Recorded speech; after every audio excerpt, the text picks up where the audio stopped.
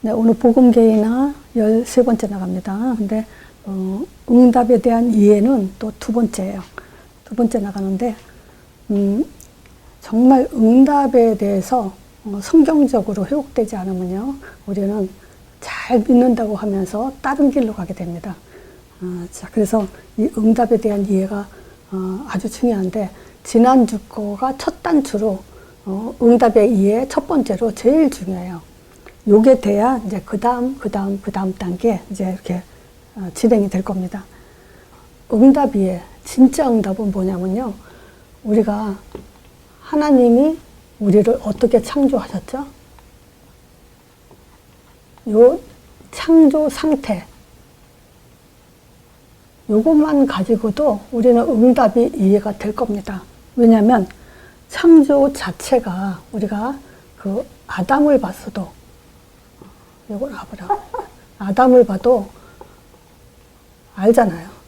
아담은요, 어떤 중보자 없이 하나님을 알아봤고, 하나님께 예배드렸고, 하나님의 에덴 동산을 다스리고 지켜라 한 것에 대해서 순종하면서 그대로 살았어요. 즉 뭐냐면 함께, 모든 것이 함께예요. 그래서 하나님은 사랑이시라고 했잖아요. 우리 창조하신 이유가 뭡니까? 함께 하려고, 임마누엘 하려고. 단지 조건이 선악과만 먹지 말라는 거예요. 근데 선악과 범죄 사건이 벌어졌죠? 이거는 우리가 원죄라고 하지만 사실 따지고 보면요, 하나님과 관계 딱 끊어놓는 거죠. 임마누엘 끊어버린 거예요. 하나님께 하지 못하도록. 그럼 하나님과 함께 하지 못한다는 것은 결국 사단과 함께 한다는 거죠. 이 원죄를 통해서. 자, 그래서 주신 것이 창세기 3장 15절이에요. 이 말씀, 이 언약입니다. 이 창세기 3장 15절이 여자의 후손부에서 뱀의 머리를 상하게 하고 뱀은 그의 발꿈치를 상하게 한다는 것은 결국 선악과 먹은 원죄를 오셔서 원죄를 해결해야 되죠. 그것이 뭐냐면 십자가 사건이에요. 십자가에 죽으시고, 죽으신 것만 끝나는 게 아니잖아요. 부활하셔야 되죠. 그 부활을 통해서 그 다음에 주실 것이 이제 그 성령이에요. 그래서 이 성령이 오순절날 마가다락방에 바람같이 불같이 이렇게 임하셨죠. 그래서 이 성령 내주, 즉 임마누엘. 선악과 먹으니까 죽잖아요. 그러니까 하나님의 계획과 작정은 뭐죠? 이제 영원히 죽지 않는 방법. 그 방법이 성령으로 우리 안에 영원히 임마누엘 하는 것이, 그것이 하나님의 작정이고 계획이고 모든 것이에요. 그래서 구원 사역은 하나의 임마누엘, 성령 내주하기 위한 과정이라고 그랬죠. 그래서 응답에 의해 첫 번째가 이게 돼야 됩니다. 그래서 빨리 바꿔야 돼요. 옛날에 제가 이렇게 현장 사역을 하면서 응답 그러면 성령 이것만 얘기하면 왜 그것만 얘기하냐고, 저기 뭐랄까, 이렇게, 반항하는 식으로 막 이렇게 덤빈 사람들이 있었고, 참 여러 가지 있어요. 근데 성경에서 말하는 이 응답은요, 진짜 창조 원래 상태, 그 상태로 회복되는 건데 더 좋은 상태죠. 그래서 재창조라고 얘기를 하는 거예요. 그게 바로 성령 내주예요. 재창조가. 자, 그리고 우리는 또 질문을 해봐야 됩니다. 왜 이런 질문을 하지 않을까? 요한복음요, 그 7장 37절에서 39절에 보면 여기에는 무슨 말이냐면 성령이 아직 오시지 않았다, 이 말이 있어요. 명절날이었죠. 이 명절날에 예수님이 이제 말하죠. 누구든지 목마르거든 내게 와서 마셔라 그러죠. 그러면서 나를 믿는 자는 성령의 이름과 같이, 성경에 말한 바와 같이 배에서 생수의 강이 흘러나리라 그래요. 생수의 강이. 근데 이 생수는 뭘 말하냐면요, 이제 앞으로 그 믿을 자들이 받을 성령을 가리켜서 말한다라고 그래요. 그 생수를. 근데 가로치고 이런 말이 있어요. 예수께서 아직 영광을 받지 못하신 고로 성령이 아직 저에게 계시지 아니하더라 그래요. 성령이 아직 임하지 않았다, 이런 말이에요.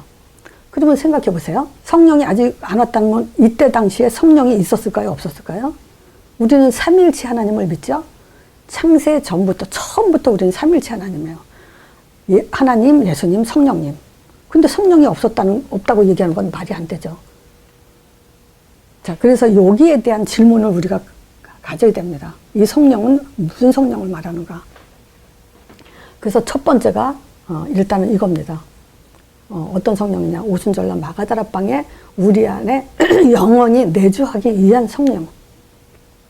그 성령입니다. 그러면 그 구약의 성령은 뭐고 신약의 성령은 뭔지 요거를 오늘 응답에 대한 이 두 번째에서 반드시 알아야 될 내용입니다. 자, 구약엔요. 창세기 3장 15절이죠. 이제 선악과 먹고 나서 이 말씀, 이 언약을 줬어요. 그래서 구약에는요. 두 인물 이렇게 갈라지죠. 하다못해 에서와 야곱, 모태 신앙인데도 구원받은 자와 못 받은 자 이렇게 갈라져요. 그래서 구약의 그 창세기에는 두 인물에 대해서 첫째 아들은 실패하고 둘째 아들이 이제 하나님께 쓰임 받는다는 그 내용이 많이 얘기가 줄거리가 그렇죠. 그래서 언약의 흐름이라고 할 수 있죠. 이 언약의 흐름은 사람을 통해서 이제 흘러가죠. 아브라함의 이삭, 야곱. 이 창세기에는요, 50장까지 있죠. 1장부터 50장. 그러면 창세기는 두 개로 이렇게 큰 단락으로 나누면요. 네 사건, 네 인물, 이렇게 나눠요. 그 네 인물 했을 땐 아브라함, 이삭, 야곱, 요셉 얘기예요. 근데 그 출애굽기에 보면요. 모세한테 나는 너의 조상의 하나님, 아브라함의 하나님, 이삭의 하나님, 야곱의 하나님 여호와라고 해라. 이러면서 요셉이 빠져요. 자, 그 요셉이 왜 빠지냐? 이 요셉은요, 메시아의 족보 조상이 아니에요. 야곱에서 누구로 가냐면요, 유다로 흘러가죠. 유다에게서 이제 메시아가 나온다고, 유다 후손에서 메시아가 나온다 그렇게 하죠. 그러니까 요셉은 유다를 지키는 담 역할을 했을 뿐이에요. 뭐 요셉이 나쁘다가 아니라 이 언약의 줄기, 예수님 오실 그 조상들을 지키기 위한 담 역할을 한 것이 요셉이에요. 그래서 요셉은 고난을 받았기 때문에 땅을 에므나 므낫세 두 아들에게 땅 차지를 다 하게 하죠. 상급을 주죠, 하나님이. 자, 그러니까 지금 구약에는 요 인물 중심으로 뭐 했냐? 성령이 역사했다 이 얘기예요. 요 인물 중심으로요. 가나안 땅 반드시 내가 너희 조상에게 지금 아브라함에게 주신 그 약속한 땅 그러면서 계속 구약에는요 노예되고 포로되고 막 이런 상태 속에서 전쟁 속에 고통받을 때도 뭐냐면 항상 그 하나님은 뭐냐면 네 조상에게 약속한 땅 너희 고토로 돌아가게 한다 이 말을 계속해요. 그러니까 언약의 흐름은 하나님이 창세기 3장 15절의 언약과 가나안 땅의 사상이 들어간 사람들 그 사람들을 요 중심으로 성령이 역사했어요.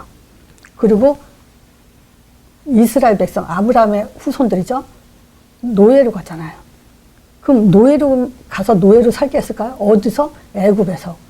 근데 하나님은 가나안 땅에 있게 한다 그랬잖아요. 그러니까 출애굽 시키게 하는 거예요. 모세를 통해서. 그래서 이때도요. 모세 태어났을 때도 2살 미만으로 그 바로 왕이 다 애들 죽이게 하잖아요. 이런 것들을 죽지 않고 살리는 그런 일에 지금 성령께서 그 일을 두 인물들 언약의 흐름의 인물들 중심으로 가나안 땅에 메시아 오게 하기 위한 그 시간표로 성령이 역사하는 거예요. 그래서 자세히 그 설명 잘한 내용이 뭐냐면요. 지금 포로로 있을 때요. 포로로 있을 때 에스겔서 36장 일단 그 37절 38절에 이거 얼마 전에 제가 얘기했어요. 여기서 뭐라냐면 그래도 이스라엘 족속이 이와 같이 자기들에게 이루어지기를 구하여야 한다. 그래도 구해라. 그래야 하나님이 준 줄 알 거다. 이 얘기를 해요. 근데 이걸 가지고 많은 그 목사님들이 기도해라. 그러면 준다. 그래야 하나님 준 줄 알 거 아니냐. 이런 식으로 얘기를 했단 말이죠. 근데 그 얘기가 아니라고 제가 말씀드렸죠. 28절에 얘기했어요. 포로로 돼 있을 때 내가 너희 열조에게 준 땅, 거기 너희가 거기서 거하여서 내 백성이 되고 난 너희 하나님이 될 거다. 이게 얘기예요. 내 열조에게 준 땅, 그 땅에 너희를 거하게 할 거다. 거기게 할 거다. 그래도 구해야 된다. 그래야 하나님이 준 줄 알 거 아니냐. 이 말은 뭐냐면 가나안 땅을 들어가게 하겠다는 것에서 절대 잊지 마라. 요 사람들 중심으로 지금 성령이 역사한 거예요. 그럼 어떤 성령의 역할이냐면요. 성령의 선지자적 역할이에요. 자, 그럼 신약에 와서는요. 사복음서. 거의 같은 내용이죠. 첫 번째, 예수님의 오심을 얘기하죠. 창세기 3장 15절의 실체죠. 이 주인공이 오셨죠. 이 오셨을 때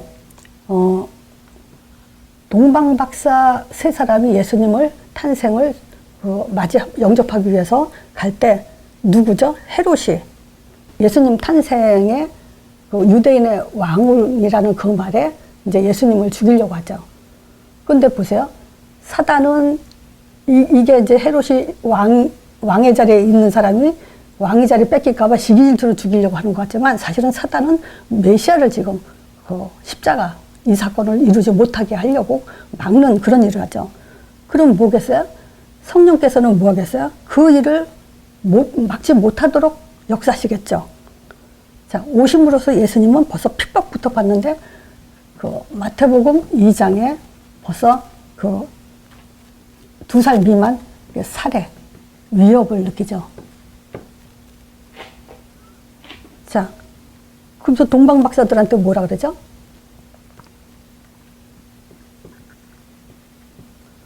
그 아기를 영접하고 나면 자기한테 알려달라 그러죠. 자기도 가서 영접한다고. 근데 꿈에 동방 박사들한테 거길로 가지 말고 다른 길로 가라고 얘기하죠. 이런 것들이 지금 성령의 사역이에요.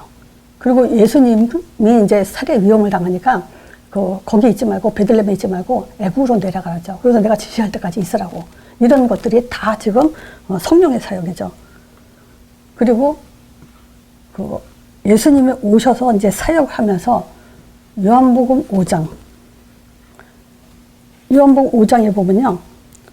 예수님이 자기가 하나님이 일하니 나도 일한다 이러면서 아직 이제까지 일하니 나도 일한다 하면서 자신이 하나님의 아들임을 밝히죠.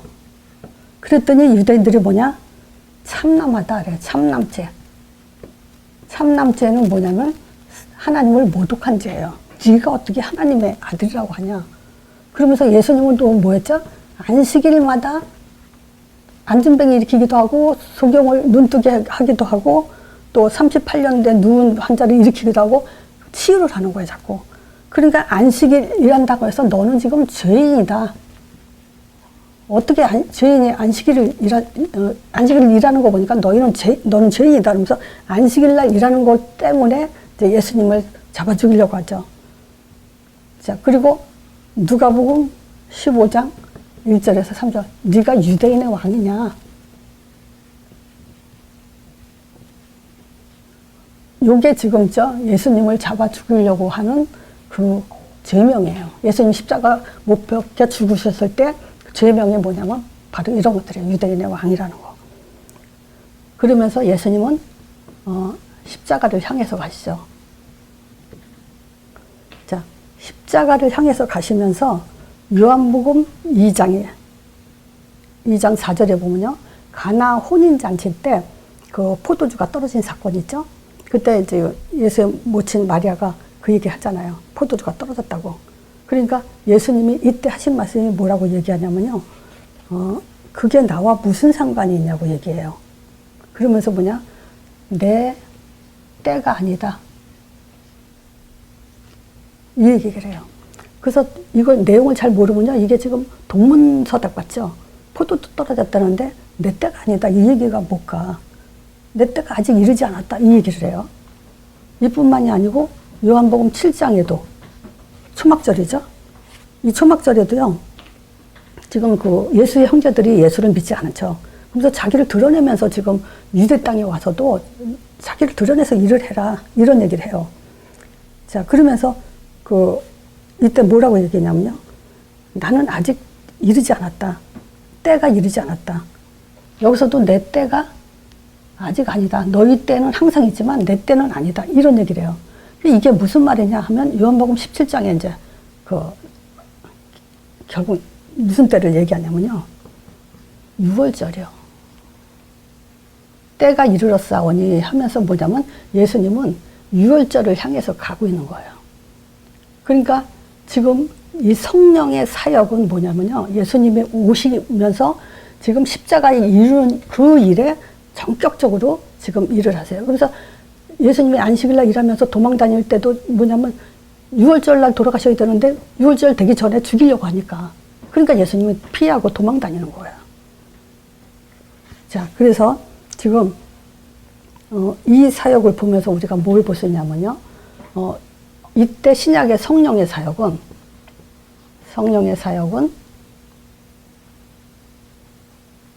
제사장적 사역. 요걸 볼 수 있어요. 사역은. 자, 그래서 보세요.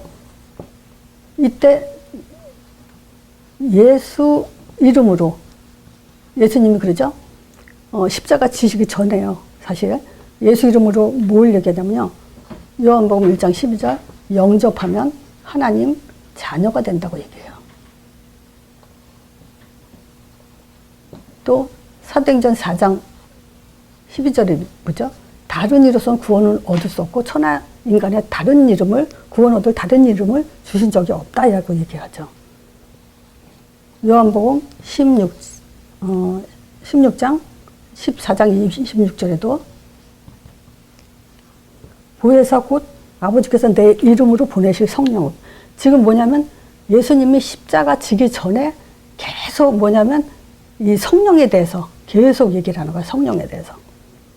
그래서 이 성령은 너희 안에 내 이름으로 보내지만 가르치고 생각나게 하고 모든 것을 알게 한다. 이렇게 얘기하죠. 그리고 더 중요한 것은 뭐냐면요. 요한복음 16장 24절에 내 이름으로 기도하라. 그럼 이거 유대인들한테 뭐라고 얘기하냐면 너희가 지금 내 이름으로 아무것도 구하지 아니하으나 구해라. 그리하면 받으리라. 너희 기쁨이 충만하리라. 그래서 내 이름으로 받는 것이 뭐냐면 성령 충만 받는다. 기쁨이 충만해질 거다. 이 얘기를 해요. 그러니까 유대인들이 기도 안 했겠습니까? 엄청 하죠. 근데 누구 이름으로 기도했냐? 내 이름으로 기도하지 않았기 때문에 구한 게 없다라고 얘기를 하는 거예요. 예수 이름으로 기도하지 않는 것은 기도가 아닌 거예요. 자, 그러니까 지금 제사장적 지금 신약에 와서는 예수님을 중심으로 제사장적 사역에 지금 모든 역사를 하신 것이 성령의 사역이에요. 말세는 어떤 사역이냐? 자, 사도행전 2장 1절에서 4절.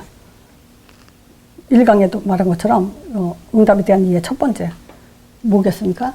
성령 하면 무슨 얼른 생각나는 게 지금 응답 그러면 성령 이렇게 와야 돼요. 우리는 그 만남 속에서 그렇게 훈련을 해야 돼요. 응답 그러면 뭐가 생각나야 되냐? 성령. 그 성령 그러면 뭐가 생각나야 되냐? 내주.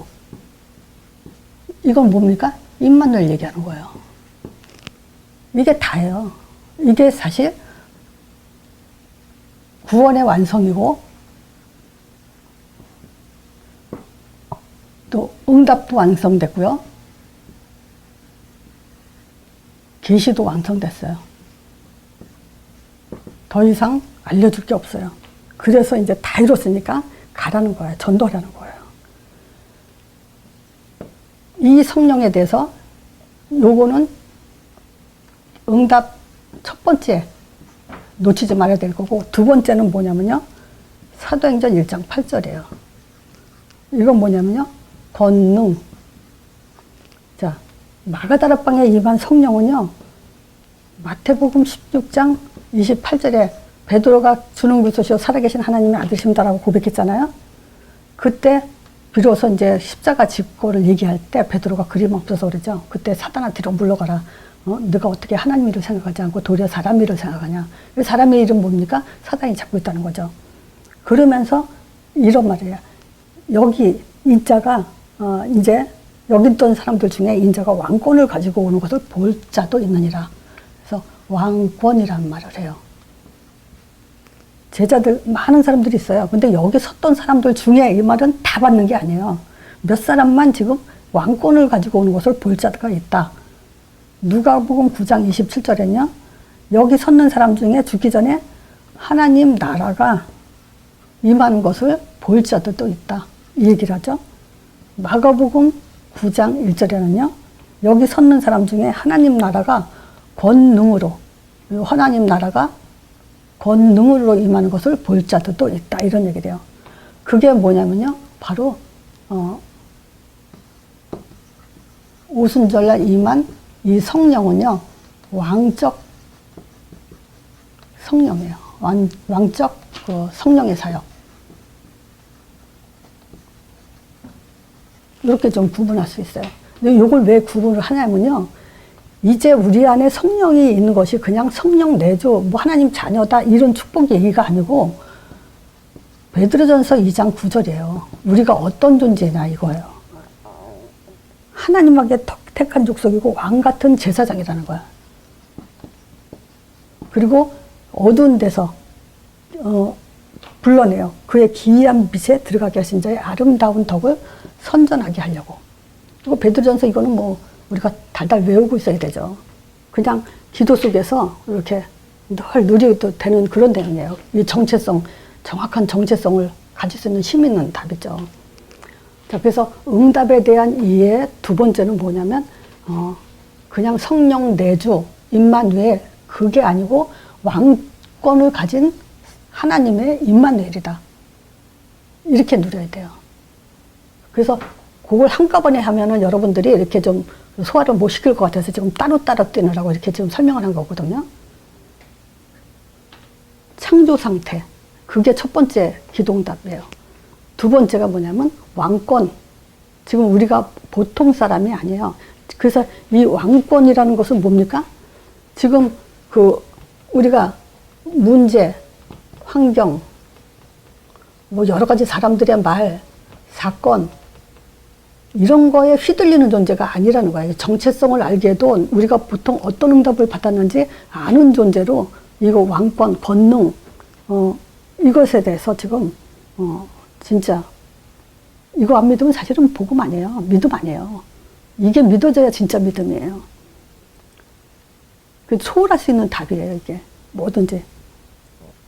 자, 그래서 정말 너무 저는 마음이 안타까워요. 많은 사람들이 이 응답에 대해서 너무 잘못 알고 있는 것이 안타까운데 진짜 응답은 성령이에요. 하나예요. 근데 이 성령이 내주로 창조, 재창조 사건이죠. 영원히 떠나지 않는 구원에 완성된 그런 성령으로서 지금 창조 상태, 그 상태로 재창조 상태로 지금 회복된 거고, 두 번째는 뭐냐, 이 성령이 어떤 성령이냐 이거에 대한 이해예요. 그래서 정말 응답 두 번째 이렇게 간단하게 키를 잡아 드리는 게 있잖아요. 그렇게만 해도 키만 잡고 있어도 나중에 이제 이것이 설명이 되는 그런 날이 올 것을 믿습니다. 자, 이걸로 마치겠습니다.